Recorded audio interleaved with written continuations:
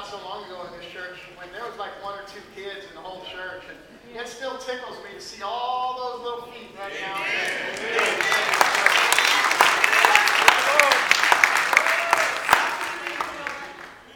So we started a new Sunday school series just last week. Dr. Eric Schansberg is here taking us through the book of Revelation. I talked about it briefly last week. I have no intention of getting up here and talking about it again today, but I feel compelled to tell you about it again because I want you to know that I sat here in the front pew and listened to that man teach today, and I'm telling you, it is some of the best teaching that I have ever heard in any church in my life. And if you're not here for it, you are missing an incredible blessing and an incredible opportunity to learn some of the deep and powerful truths that the Apostle John teaches us through the book of Revelation. Now, we had a pretty good crowd the last 2 weeks, but there is still plenty of room in the pews for you. So, look, do yourself a favor. Be here next week. Amen? Amen. Well, if you were here for the last couple of weeks of 2013, then you may remember that the last sermon series I preached was on the Old Testament book of Daniel. You remember that? And Daniel was a prophet of God who lived in Jerusalem about 600 years before Christ. And it was a time when Israel had turned away from God. It was a time of unfaithfulness and corrupt kings and idolatry. It was just a really dark period in the history of God's people. And God had sent men, these prophets, to warn the people that if they didn't turn back to God, if they didn't turn away from all of that faithfulness, then there were going to be some really bad consequences. Well. But the people didn't listen. And then the unthinkable happened. At the same time, Israel was turning away from God and falling apart from the inside, there was this new empire that was rising to power in the world. It was the empire of Babylon. And Babylon had been invading one nation after another, and it was growing larger, it was going stronger. In fact, Babylon had become the largest and most powerful empire that the world had ever known. And the king of Babylon, a man named King Nebuchadnezzar, he had his eye on Israel. He wanted to conquer Israel. And because of that long period of unfaithfulness, Israel had become very weak. So weak that she was unable to defend herself. And the armies of Babylon marched all the way to the city gates of Jerusalem. And then the great city of Jerusalem fell. The city was burned. The streets are filled with rubble. And even the great temple of Jerusalem was completely destroyed. And all of the people of Jerusalem were either killed or they were taken away as prisoners of war. And they would live for the next 70 years as exiles in the pagan empire of Babylon. Those were the terrible consequences of turning away from God. But more importantly, those were the terrible consequences of not turning back to God even after they had been warned. Amen. Now their God is also our God, right? Yes. And our God is nothing if not a God of second chances. Yes. Hallelujah. And even though those people had to pay a terrible price for their rebellion, even though their homeland was destroyed and they lived in exile for 70 years, eventually God allowed them to return to Jerusalem. And it's right at this point in the history of God's people that we're going to begin a new sermon series today, which is really just kind of a continuation of that sermon series on Daniel. You see, that series on Daniel took us through those 70 years in exile, and this sermon series is going to take us to the time when the people came back to Jerusalem and started a long period of reconstruction. Now, this series is going to be taken directly from a book of the Bible that probably most of you have not read. And many of you maybe have never even heard of it. And that's okay. That's all right. One of the reasons that we come to church is to learn the Bible, right? Amen. To learn the history of God's people and to learn how this history affects our lives still today. So this series, the book of the Bible that we'll be examining for the next few weeks, it's called the book of Haggai. The book of Haggai. Now Haggai was just one of the hundreds of thousands of Israelites who lived in exile in Babylon, but then God allowed the people to return to Jerusalem. And when that flood of people started pouring back into Jerusalem, they were immediately confronted with the devastation that was left behind 70 years earlier. Their homes, their shops, their farms, all gone. And the streets are filled with rubble. And worst of all, the great temple of Jerusalem lie in ruins. And understand, this temple, this was the very center of their spiritual world. This temple represented the physical presence of God on this earth, and the whole thing just lay in ruins. So, the priority is very clear for the people. They have got to rebuild the temple. That needed to be job number one.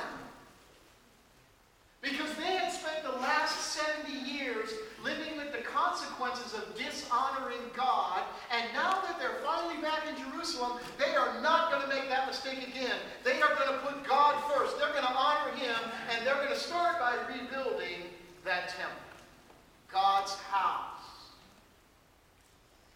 And they got busy doing it. And the first thing they did was rebuild the altar.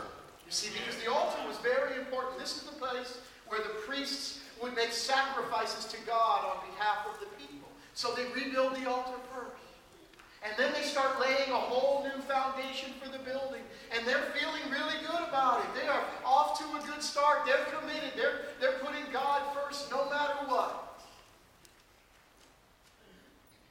But just to the north of Jerusalem was a land called Samaria. And the Samaritans and the Jews, they really didn't get along very well. And the Samaritans did not want to see the Jews return to Jerusalem. And they didn't want to see Jerusalem rebuilt. And certainly they didn't want to see the temple rebuilt, because even the Samaritans knew that if that temple gets rebuilt, then spiritual power is going to return to Israel. And the Samaritans did not want to see that happen. So they start making trouble for the Israelites. They start these little skirmishes here and there, just enough to get the people of Jerusalem to lose their focus on the temple. It wasn't a whole lot. It's not like they launched any kind of major attack. They did just enough to bring that work on the temple to a stop. And then it just never got started again. Now the rest of Jerusalem was being built back up. Homes are being built, shops are being opened, fields planted, crops harvested. The rest of Jerusalem is going back to normal. But there's one big problem. The house of God still lay in ruin. Yeah, that's right. And every day the people of Jerusalem are hurrying around. They're taking care of their business, taking care of their homes. But they are completely ignoring God's business and God's home. Well, 16 years passed like that. And now we meet Haggai. Now the whole book of Haggai, it's one of the shortest books in the whole Bible. The whole thing is only 38 verses long. And those 38 verses contain these 4 short messages that Haggai delivers to the people of Jerusalem.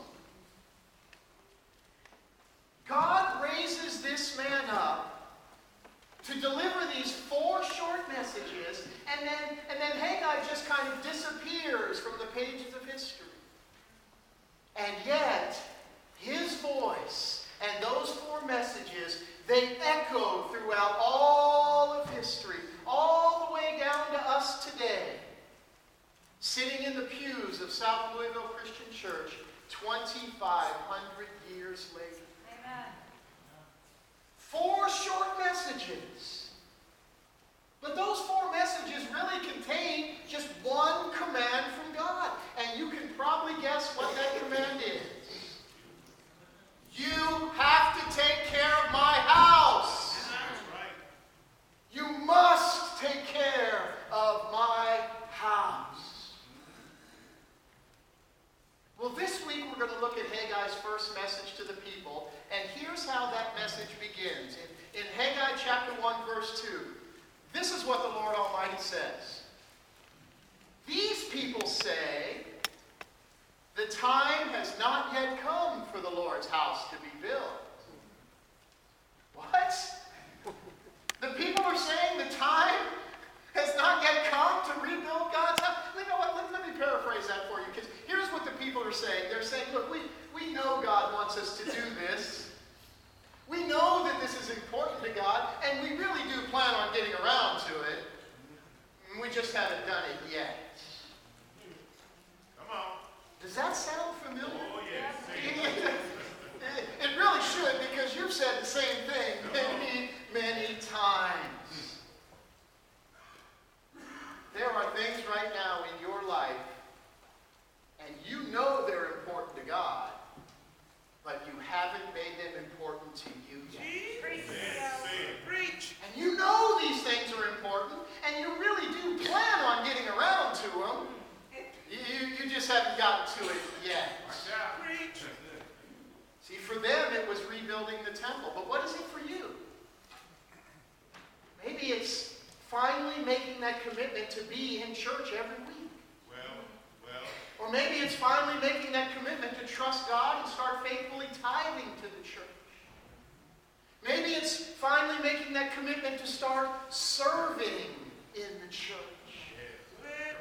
Maybe it's finally sharing your faith with your family and your friends, or maybe it's reading the Bible. Maybe it's spending time in prayer every day. I don't know what it is for you, but I do know that in every single one of your lives, there is something that God is asking you to do right now. Come on, son. And you just haven't gotten around to it. Say that. And you know what we do? We say the same thing that they said. We say, well, the time has not yet come. My friends, the time has come. And the time is now. The time is right now. God wanted those people to rebuild the temple. That was important to God, and it needed to be important to the people. And whatever God is calling you to do right now, it's important to God, and it needs to be important to you. Yes. The next verse says, then the word of the Lord came through the prophet Haggai. Is it time for you yourselves to be living in your paneled houses while this house remains a ruin? I love the way God works. See, the people said, well, it's not yet time to rebuild the Lord's house. And God says, well, is it time for you to be living in a nice house while my house is a mess? Is that what time it is? Is that what time it is? Really? And you see what God's saying here. He's saying, look, you guys are doing a real good job of taking care of your homes. Come on. But you're kind of ignoring my home. And understand, this is not an attack on prosperity or living in nice houses. But if you're living in a nice house and God's house is falling apart, what message are you sending to God? That's right. Come on. Look, God doesn't have a problem with you having nice things. But don't you dare make your things more important than His things. Don't you dare put your business ahead of His business. Because you know what's going to happen if you do? Well, rather than me telling you, why don't I let the prophet Haggai tell you? Here's what he says. Now, this is what the Lord Almighty says. Give careful thought to your ways. Well. You have planted much, but harvested little. You eat, but never have enough. You drink, but never have your fill. You put on clothes, but are not warm. You earn wages, only to put them in a purse with holes in it. Go ahead. My friends, those words of God bring us to what I think is one of the most foundational truths of our entire existence. Oh, yes. Can I share it with you? Yeah. When we put ourselves first, when we make ourselves the priority, we will never be satisfied. And we'll never have enough. And we will not know peace, and we will not know contentment. But when we put God first, when we make God the priority, we will be satisfied. And we will know peace, and we will know contentment. And no matter what we have, it will be enough. Hallelujah. Jesus. See, those people, they put their priorities ahead of God's priorities. And here's what it got. They ate, but they were still hungry. They drank, and they still thirst. They were putting money in their pockets. They weren't. But their pockets have holes in them. So at the end of the day, they've got nothing. They are planting much and harvesting little because they were not putting God first. Well, let's read on in the book, verses 7 and 8. This is what the Lord Almighty says. Give careful thought to your ways. Go up into the mountains and bring down timber and build the house, so that I may take pleasure in it and be honored, says the Lord. See, these people had spent years laboring and toiling only to honor themselves. And that had led only to emptiness. It led to them only wanting more. And then God says, hey, how about this? How about directing some of your labor to me? How about you pay more attention to my business? Jesus. Because you've spent all your time and energy and resources taking care of what's important to you, and what do you have to show for it? Say it. You eat and never get your fill. You drink and you still thirst. You are empty and unsatisfied. But there's a remedy, God says. And the remedy is pretty simple. Quit making excuses and start doing what I've asked you to do. Amen? My dear God in heaven, I pray right now that you understand that this message applies every bit as much to you as it did to them 2,500 years ago. Yes. Well, an amazing thing happens next. The people start rebuilding the temple again. Within days of hearing this message from Haggai, the people go back to work for God. Now, what I need you to understand is that sitting here today, you are in very much the same situation they were in. Just like them, you are hearing this message from God. Yes. And the message is, there is work that God needs you to be doing. And now you face the same choice they faced. What are you going to do with the message? You know what I did for a lot of years? I'd show up to church, and I'd listen to the message, and I'd think, this is truth that I'm hearing. This really is the voice of God speaking to me. And there really is work that I need to be doing in my life. I need to be rebuilding the temple that